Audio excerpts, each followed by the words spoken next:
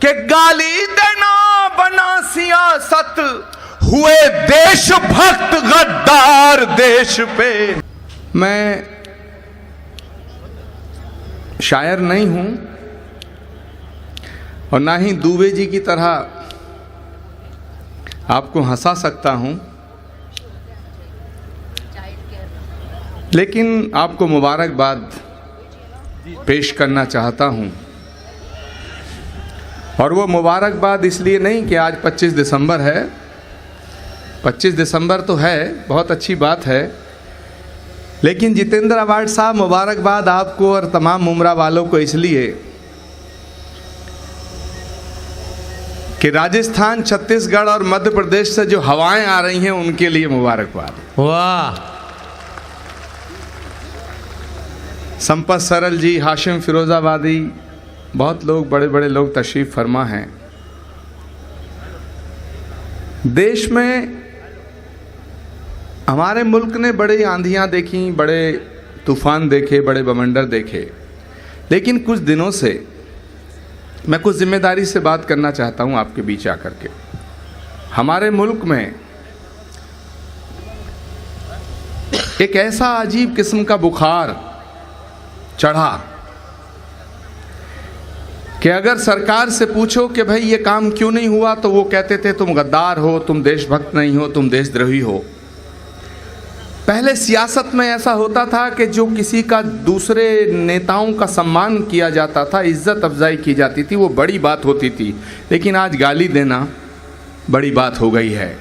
जो मुझसे इत्तेफाक नहीं रखते वो मुझे गालियां देते हैं। और 4.5 साल में जो हुआ है इस देश में वो अच्छा नहीं हुआ। मैंने कुछ लिखा है, मैं आपकी नज़र करना चाहता हूँ जी। मंच की भी इजाज़त चाहूँगा। मेरी आवाज़ पहुँच रही है आखिर तक? जहाँ तक हाथ खड़े करके एक बार ज़रा थोड़ा सा यकीन दिला दें। और साउंड ऑपरेटर साहब के लिए ताली बजा दो, क्योंकि ये भी कहीं ऊपर वाले ऑपरेटर की तरह हो गए तो बेड़ा गर्क कर देंगे। उन्होंने देश का कर दिया, ये यहाँ कर देंगे। ज़ोरदार तालियाँ साउंड ऑपरेटर के लिए।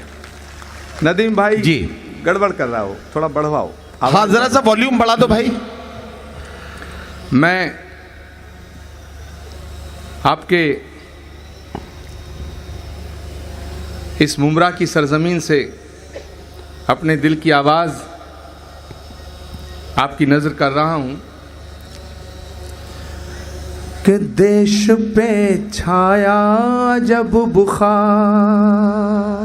वाह, जुड़ जाइए भाई, सब लोग जुड़ जाएं एकदम। नदीम भाई, आज मेरा मूड तकरीर करने का नहीं है, कुछ बात करने का है। वो बात इसी अंदाज से होगी कि देश पे छाया जब बुखार, देश पे छाया जब बुखार रे भैया, छाया जब बुखार, गाली देना बना सियासत। मेरी आवाज पहुंचे तो जरा दुआओं से नवाजना मेरे दोस्तों, कि गाली देना बना सियासत, हुए देशभक्त गद्दार देश पे। वाह वाह वाह वाह वाह, क्या कहना, क्या कहना। देश पे छाया जब बुखार, पहले था ना टाइफाइड, डेंगू, मलेरिया, लेकिन एक अजीब किस्म का बुखार चढ़ा कि देश पे छाया जब बुखार। और जितेंद्र अवार्ड साहब, आपकी सहयोगी पार्टी रही है कांग्रेस पार्टी। गांधी उनके थे, छीन इन्होंने लिए। पटेल उनके थे, छीन इन्होंने लिए। देश में कश्मीर से कन्याकुमारी तक जब मुल्क की आज़ादी की लड़ाई लड़ी जा रही थी मेरे दोस्तों, तो हिंदू और मुसलमान कंधे से कंधा मिलाकर के, कदम से कदम मिलाकर इस देश की मिट्टी को सलाम करते हुए अपने बलिदान देने को तैयार था। लेकिन आज अजीब तमाशा है, कोई हमसे वतन परस्ती का सबूत मांगता है। मैं अभी जब आ रहा था तो मुझे एक पत्रकार ने फ़ोन किया कि साहब आप मुसलमानों के प्रोग्रामों में बड़े जाते हो। मैंने कहा नहीं, गलत कह रहे हो, मैं इंसानों के प्रोग्रामों में ज़्यादा जाता हूँ। वाह। नदीम फारूक साहब, अजीब अजीब तरह के तमाशे हैं। मैं अपनी बात को आगे बढ़ा रहा हूं इरशाद। कि भूल गए वो सब कुर्बानी, आहा, भूल गए वो सब कुर्बानी, कैसे फांसी चढ़ी जवानी। भूल गए वो सब कुर्बानी, कैसे फांसी चढ़ी जवानी। भूल गए वो सब कुर्बानी, कैसे फांसी चढ़ी जवानी। चुरा लिया गांधी का चश्मा और छीन लिए सरदार देश पे। वाह वाह वाह वाह वाह वाह वाह वाह। मेरे दोस्तों, अगर इस देश की आजादी की लड़ाई में भगत सिंह का बलिदान हुआ और हम सरदार भगत सिंह के बलिदान को नमन करते हैं, तो अशफाक की कुर्बानी को नजरअंदाज नहीं किया जा सकता है। वाह। अगर हिंदुस्तान की सरहद पर मेजर आशाराम त्यागी शहीद हुआ है और उसे हम नमन करते हैं, तो वीर अब्दुल हमीद की कुर्बानी को नजरअंदाज नहीं किया जा सकता। वाह, क्या सच्ची बात है। वाह, ये क्या तमाशा है। कोई कहता है, अगर कोई अपने दिल का दर्द बयां करता है, कल टेलीविजन पे एक बहस चल रही थी कि नसीरुद्दीन शाह ने देश के खिलाफ अब बोला है। मैंने एक सवाल खड़ा किया, मौलाना अंसार रजा उस बहस में थे। मैंने कहा, अगर नसीरुद्दीन शाह मुसलमान ना होता, हिंदू होता, तब भी क्या यह सवाल उससे किया जाता? नसीरुद्दीन शाह ने, मैं दावे के साथ कहता हूं कि कोई गलत बात नहीं की है। इस देश में एक अजीब माहौल 4.5 साल से बना, और मैं इस मंच से कहना चाहता हूं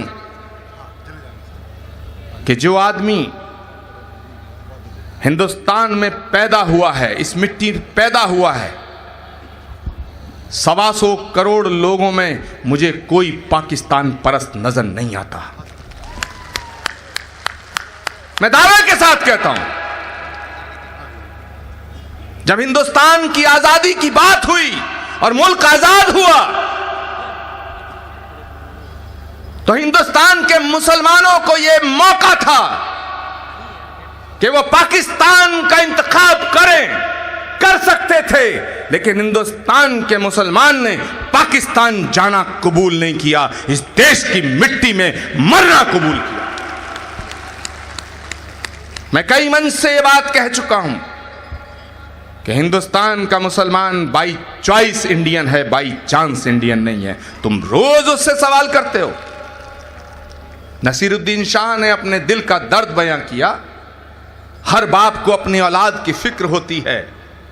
उन्होंने कोई पाकिस्तान परस्ती की बात नहीं की, लेकिन क्योंकि वो मुसलमान हैं, इसलिए सवाल खड़ा किया जाता है। अब मैं एक सवाल पूछता हूं, आप कहते हैं कि पाकिस्तान से हाथ मिलाना गलत है। हम स्वागत करते हैं इस फैसले का कि जो पाकिस्तान से, हमारे दुश्मन मुल्क से हाथ मिलाए, उसका हाथ काट देना चाहिए, लेकिन जो जाकर के गले मिले, उसके गले का क्या करना चाहिए? आप बताएं जितेंद्र अवार्ड साहब, क्या करना चाहिए? आप कहते हैं बात बात पे सबूत मांगते हो, और एक नया तमाशा, जिनकी खुद की बीवियां नहीं है वो दूसरों की बीवियों की फिक्र करते हैं।